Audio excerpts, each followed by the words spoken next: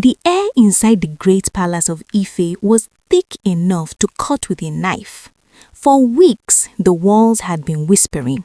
You see, when things are not right in the heart of the kingdom, even the pillars of the house begin to sweat.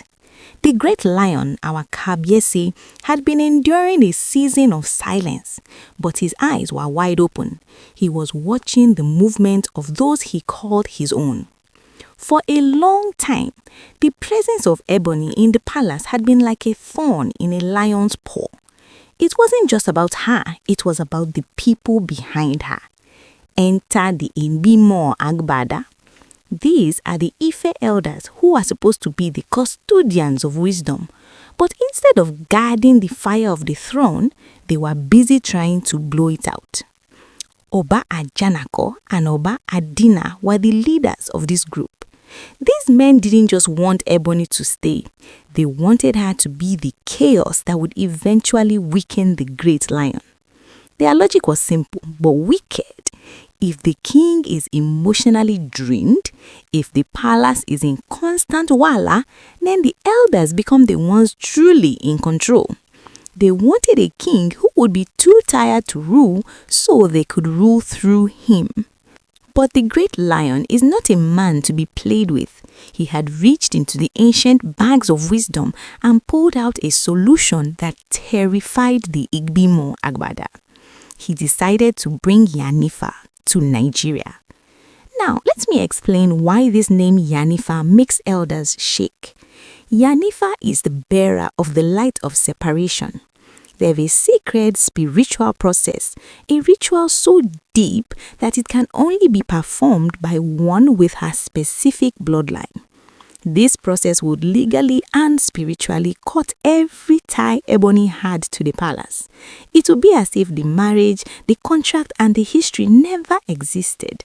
It is a total delete from the spiritual records of Ife. When the report reached Oba Ajanaku in his private chambers, he dropped his staff. If Yanifa lands in Lagos, he told Oba Adesina, our years of building this wall and have the king will crumble in one day. We cannot allow it. The desperation was real. They couldn't go to the Kabiesi to argue because the king's word is law. They couldn't call a town meeting because the people were already tired of Ebony's tama. So they went underground. They started a mission of sabotage. But there was a problem. Yanifa was a ghost. She lived quietly in Puerto Rico, far away from palace politics. Or so they thought. Suddenly, information surfaced. Someone, a mole deep within the palace's secret service, leaked that Yanifa had traveled to Brazil. Specifically, she was in a place called Santa Catarina for an undisclosed spiritual assignment. How did they get the address? How did they know her timing? The betrayer was coming from inside the house. With the address in their pockets, the Igbimo Agbada elders moved. They didn't use palace funds that would leave a trail.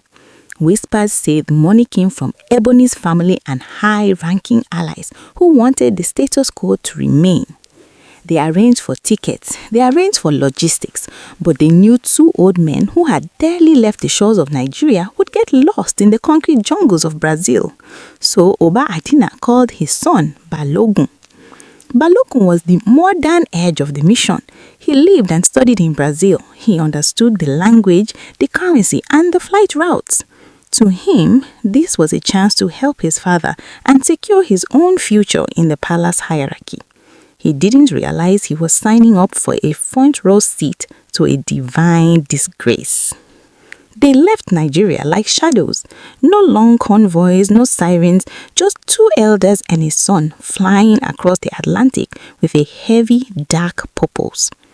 Their plan was to land in Sao Paulo, take a domestic flight to Santa Catarina, confront Yanifa, and use every tool, money, threats, or charms to make sure she never stepped on a plane to Nigeria.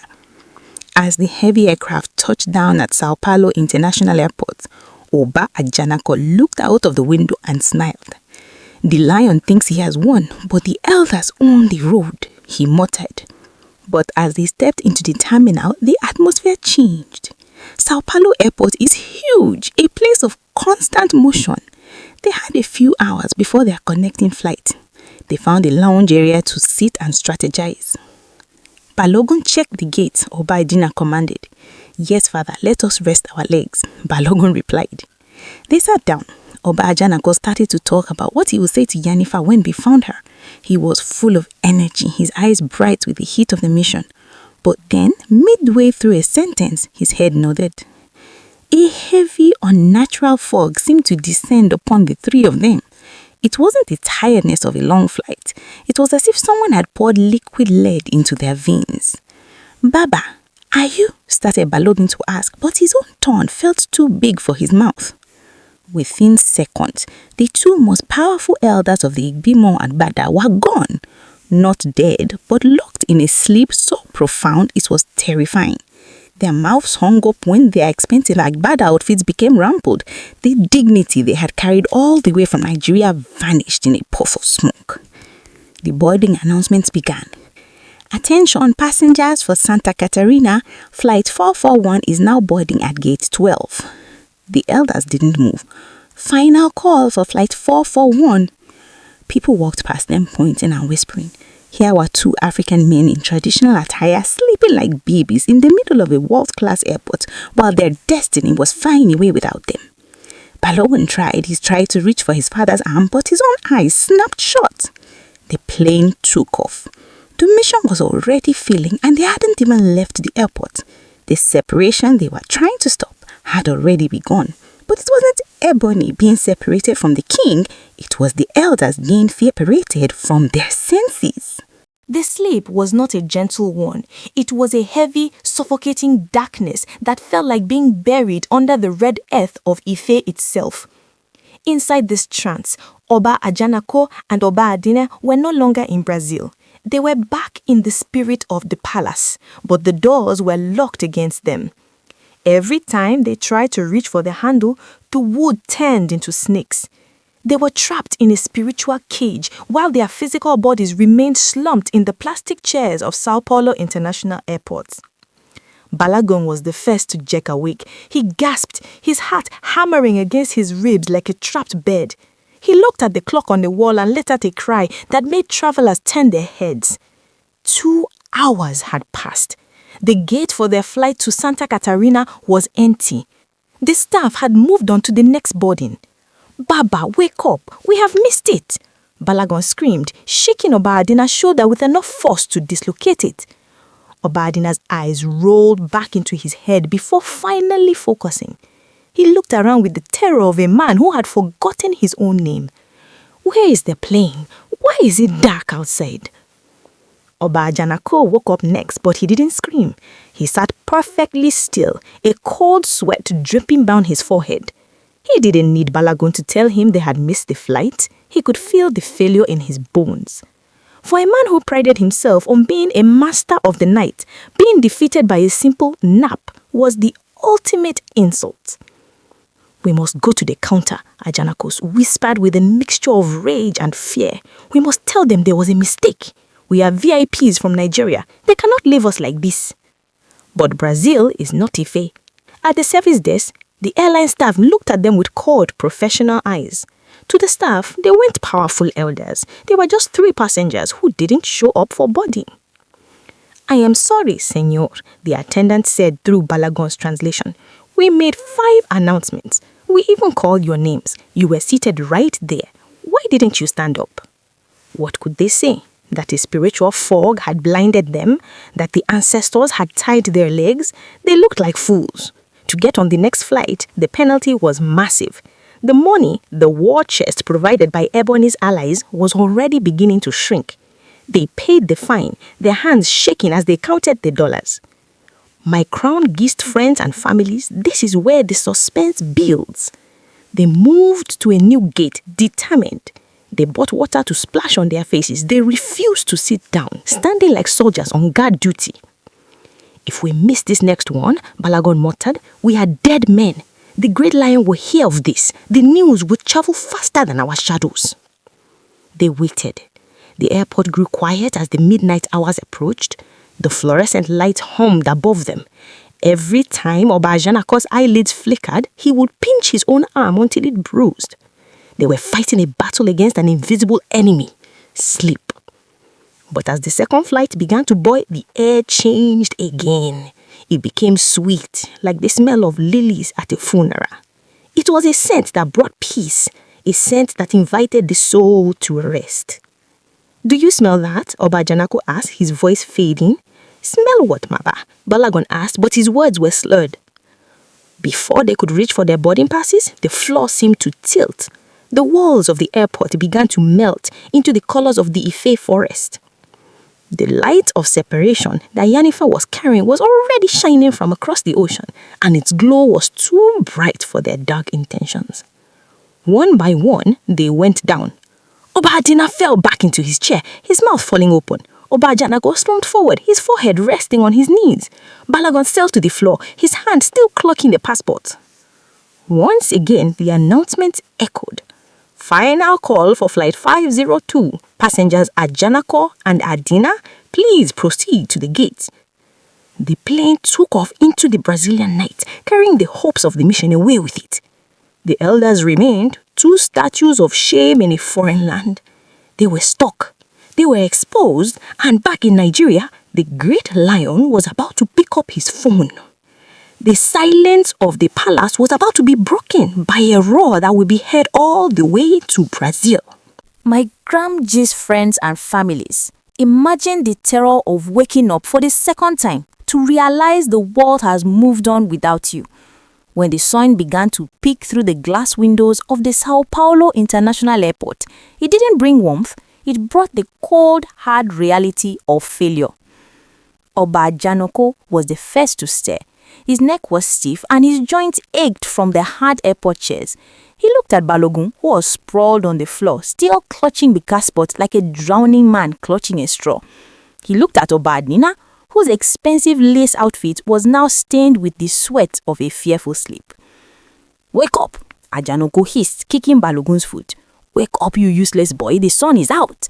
Balogun jumped up, looking around wildly. "The flight, did we?" He didn't even need to finish the sentence. The screen above the gate showed a different destination now. Their second chance had flown into the clouds while they were busy traveling in the spirit of shame. Panic, real and raw, finally set in. This wasn't just a missed flight anymore. It was a spiritual blockade. Oba Adina began to pace, his hands shaking so much he had to hide them in the folds of his agbada. "Oba Ajanaku, this is not ordinary," Adina whispered, his voice cracking with fear. "We have the charms, we have the protection, we have the backing of the Ibimo Agbada. How can we be defeated by a mere nap? If we stay here one more day, the ground will swallow us." They were now in a desperate situation. Their secret mission was becoming the loudest scandal in the history of the Ife elders. Because they had missed 2 domestic flights, the airline security began to take a very close interest in them. In a post-911 world, 3 men from a foreign country who keep missing flights would refuse to leave the airport are a major red flag. Security guards in their dark uniforms approached them. They asked for papers, they asked for their mission in Brazil. Balogun tried to explain, his Portuguese failing him as his nerves shattered. He had to show their bank statements, their return tickets, and their identities. Every question felt like a hot burn on their skin. Meanwhile, back in Ife, the great lion was sitting on his throne, his face like a mask of carved stone. He didn't need a telephone to know that something had happened. The air in the palace had cleared, the heaviness that usually followed Ebony's presence was lifting. But then, the physical reports started coming in. A traveler who knew the elders had spotted them in Sao Paulo, not in a luxury hotel, but looking like stranded refugees in the terminal. The person had snapped a photo. In this age of social media, that photo traveled from Brazil to Lagos and from Lagos to the heart of Ife in minutes. The great lion looked at the image on the screen. He saw the men who had been challenging his authority for years. He saw them looking small, broken, and defeated by their own ways. He didn't laugh, he didn't shout. He simply turned to his attendants and said, "The road knows its owner.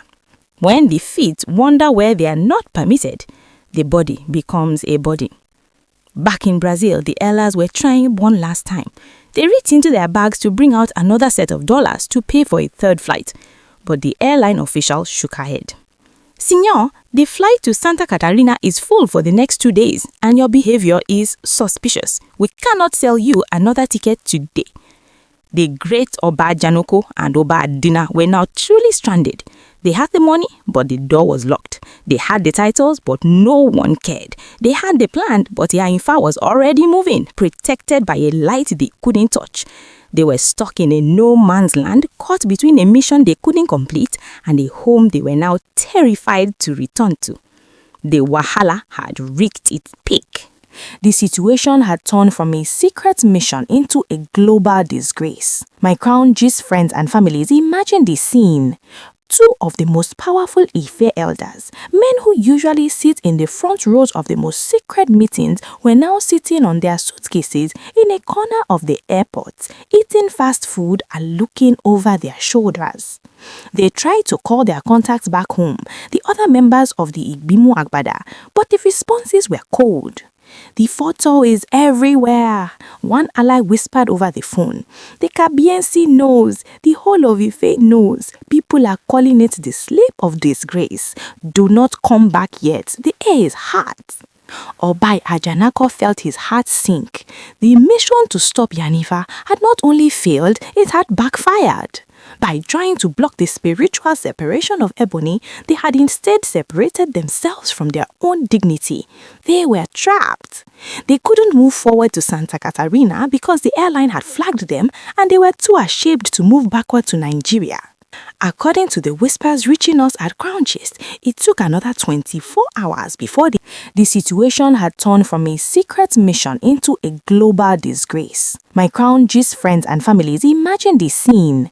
Two of the most powerful Ife elders, men who usually sit in the front rows of the most secret meetings, were now sitting on their suitcases in a corner of the airport, eating fast food and looking over their shoulders. They tried to call their contacts back home, the other members of the Igbimu Agbada, but the responses were cold. The photo is everywhere, one ally whispered over the phone. The Kabiensi knows, the whole of Ife knows. People are calling it the sleep of disgrace. Do not come back yet, the air is hot. Oba Ajanaku felt his heart sink. The mission to stop Yanifa had not only failed, it had backfired. By trying to block the spiritual separation of Ebony, they had instead separated themselves from their own dignity. They were trapped. They couldn't move forward to Santa Catarina because the airline had flagged them and they were too ashamed to move backward to Nigeria. According to the whispers reaching us at Crown Gist, it took another 24 hours before they could even secure flights back to Africa, not to complete their mission, but to run away from their shame. The mighty had fallen, not by the sword, but by the weight of their own eyelids. When they finally landed back on Nigerian soil, there were no drummers to meet them, no escorts, no praise singers.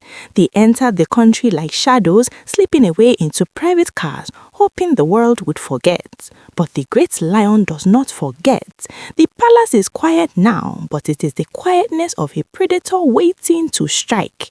The influence of the Igbimu Agbada has been shaken to its very foundation. Yanifa's path is now clear. The obstacles have been removed not by force, but by a power that knows how to fight without lifting a finger.